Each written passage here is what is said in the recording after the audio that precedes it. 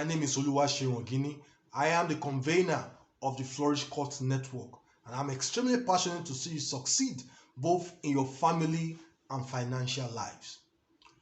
In my last video on success, I shared with you on how to attract success.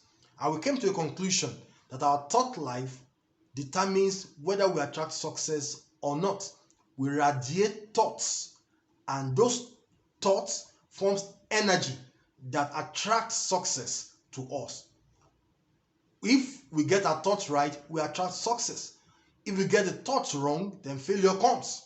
So it's our choice. Today, I want to take a step further in identifying certain rudiments, certain rules that we must obey for us to effectively draw success to ourselves.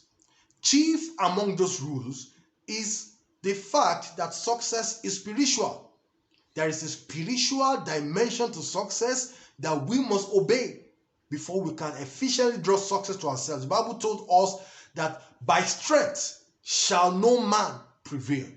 So, by natural strength, by human understanding, we cannot effectively achieve our dreams and purposes in life. I recently attended a conference where one of the speakers shared his experience when he interviewed 100 successful people across Africa.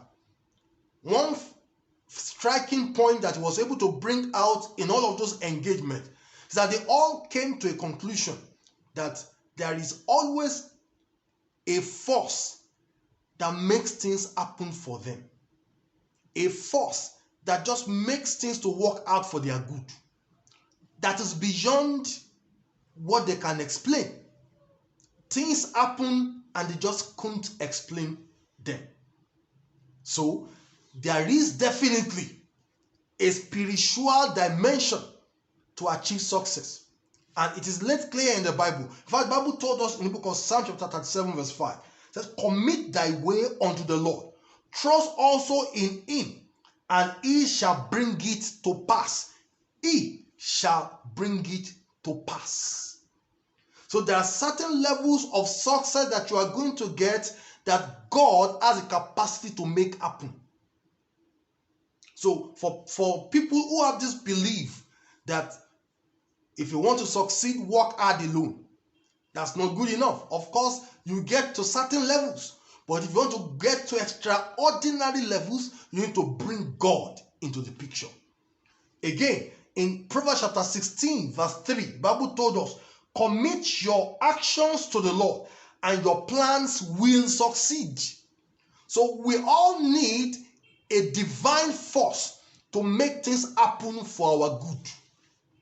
The life of Job was a testimony to what success should look like. We wouldn't have known how deep Job was until he was confronted with challenges that took his fruits away. Look at the voice, look at the words that came out of Job. Look at the testimonies that came out of Job about God. Look at his depth of his revelation about God. Then you will be able to explain why he succeeded that much. So when the face of his troubles went, he succeeded again. This time, times 2 of what he used to have. Success responds to depth of spirituality. You can't joke with that. So when we pray, we commit our ways to God, and God will make things happen that we wouldn't have been able to make happen by ourselves. Of course, our strength cannot be comparable to the strength of the Most High God. So there is a spiritual dimension to success that we must not joke with as a people. Number 2, for everyone that will succeed in life, there is a great requirement for courage. Because when we have dreams, when we have aspirations, many times they are bigger than what our realities can contain. David wanted to confront Goliath. Goliath was too much for David. His brothers could not understand how David will be talking when people are talking about Goliath. He came to ask questions from them, and they told him to shut up and go back home. But David was courageous. He changed the people that he was conversing with. He found somebody else and told them and asked questions. His conversation took him in front of the king, and he made a presentation before the king, a young boy standing before the king and telling the king that I can carry the weight of the whole nation upon my shoulders. He convinced the king. That was courage. And when it was time for him to go before Goliath, imagine the whole nation was looking up unto him, and in front of them all, he went straight and confronted the guy. His height did not stop him from moving. The words that he was speaking, Goliath now, did not stop David from believing what he has come to do. The rest was history, because David was courageous. No one who will achieve great things, no one who will do great things in life will be able to do it without being courageous. The Bible said concerning Joshua, God spoke to Joshua, be strong and be courageous. Be strong and be courageous. There is no height that is impossible for you to reach as a person, but you have to be courageous. Number 3, there is an intellectual dimension to success. An intellectual requirement for success. Whatever that area of life that you are seeking success, is it marriage? Is it academics? You want to prevail when it comes to your business? Whatever success means to you, there is a requirement for knowledge. But in fact, the Bible told us in the book of Isaiah chapter 5 verse 13, said, therefore my people perish because they have no knowledge. God's people will fail. God's people will perish. The ending of that verse said, their honorable men are famished, and their multitude dried up with thirst. Imagine that. These are the people of God. You know, there is this docility that is in Christendom today. Many times people stay on the mountains alone. People stay with the spiritual dimension of success alone, not committing their brain to knowledge. Believing that heavens will open and cash in dollars and naira will fall on their laps. Not knowing that God doesn't spend naira, neither does he spend dollars. The best he gives is revelation that you will now run with. People have revelations, but they don't run with it. They have revelations. They don't seek knowledge. They don't seek knowledge. Knowledge is power. Knowledge is power. These are God's people. In fact, knowledge brings stability. If you want to be stable in life, you have to be knowledgeable about that aspect of life that you are supposed to master. Knowledge gives value to your vision. Knowledge makes you valuable. Whichever area of life that you command knowledge, you become an authority. So, you want to reign in that your business line. You have to know everything about it. Everything, I mean everything about it. You work in a bank as a teller. You must be able to do the job of your branch manager if you ever want to be a branch manager.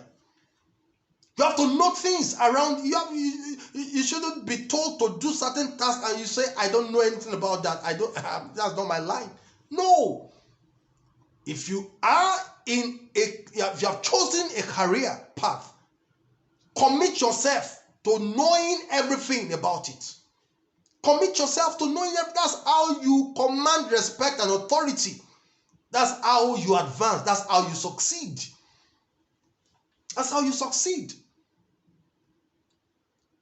You have to, for example, you are married and you're looking for marital success, but you don't understand what they call love language. You don't understand what they call apology language. You don't understand temperaments. How will you succeed maritally? You don't understand personality differences in your home. How will you succeed? Do you know that knowledge in ranking, knowledge comes ahead of love when it comes to marriage? When you love somebody that you do not know, you will still fail. But when you know somebody that you don't love, you still have a chance. Knowledge is power. Marriage is not about emotions. It's not about feelings. It's about concrete knowledge, concrete understanding of what you are into. Marriage is not a black market. Marriage is where you open your eyes. You know what you are doing. You are making decisions, critical decisions every day, which must be informed. Intellectual requirement for success, whichever success that you are talking about. You want to get to heaven? How will you get there without knowing God? You want to have financial success, but you don't know the investment options that are available for you. You don't know how to save. You don't know how to build. You don't know anything about financial management. You don't know anything about accounting. And you're talking about financial success. How will you be able to succeed? Knowledge is power. Knowledge colors your life. Knowledge stabilizes your life. Knowledge is key. Knowledge is key. Build yourself up. Read. When you are reading, you are ready to lead. So if you read enough in your industry, then you can lead in your industry. Beyond that, there is the physical requirement for you to succeed. There is a physical commitment, physical investment of time, of resource, of energy for you to attain success. Success is pursued. Success is a journey. Success is not an occurrence. Success is a journey that requires a physical exertion of yourself. Bible talks about the sluggard in Proverbs chapter 20, verse 4. The sluggard does not plow when winter sets in. Therefore, he begs in harvest and asks nothing. If you want to beg in life, just do nothing. If you want to end up as a beggar, if you want to end up as a frustrated human being, if you want to end up as a failure, just fold your hands and do nothing. Just fold your hands and do nothing. Then you beg. But if you do not want to beg, you have to rise up and follow your dream, pursue your dream. Put in the work, put in the energy. People say, I don't know what to do. In fact, I'm confused. It is laziness for you to get to that point where you don't know what to do. Search it out. You don't know what to do, but you spend time on social media following people who know what to do. Can you imagine that?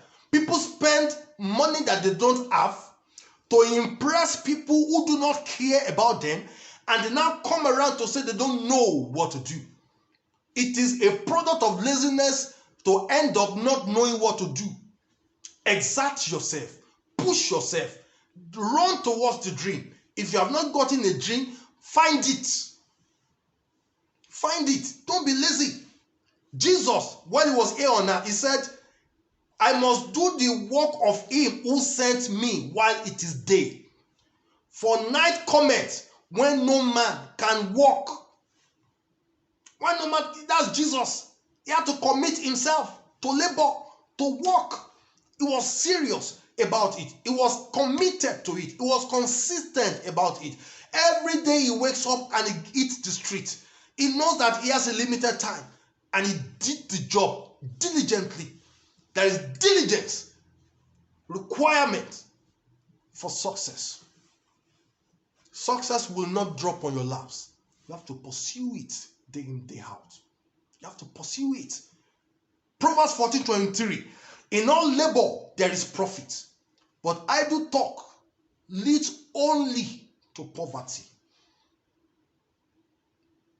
If you labor, today we have the saying that I don't want to go to labor market, I want to go to favor market. That sounds interesting. But the Bible told us that what? In all labor there is profit. A highly respectable minister of God told us that when you see somebody that is making it big, that is doing well, excelling, said, if you say that he is just favored, he said he will know that you are lazy. If you do not ascribe hard work for him getting to that position that he is, and you're just saying God just favored him, he was just lucky, he was just favored. The man that is favored is the man who has done his part. You have not done your part, you are waiting for favor to do it. You are making a mistake. It's not about favor, it's about work. When you have worked, when you have knocked, when you have sought, when you are out on the street, then favor works for you. Favor is like a yes anointing. There can't be any yes if there is no question. If there is no knocking, you can't be favored. If there is no finding, you cannot be favored. So you must do your part, commit your part. If you have to burn midnight candle, do it. While I was on campus, like I shared in my last video, I had a conversation with my friend that said, I want to be the best one in my class before I even got into the higher institution. But I can say categorically that having had that conversation, which framed my mindset, I can count the number of people who committed themselves to hard work much more than I did while we were on campus. I gave it my all. Many times I read all through the night, come back to the class, attend the lectures, do the tests, rest in the afternoon, take the night again, reading all through. That is the physical commitment, physical exertion of ourselves if we are going to succeed in life. Now, the last rudiment that I would like to share with us is your determination to outwork others. For you to be extraordinary, you must be ready to do the extra. In your place of work, don't just know what you are told to do.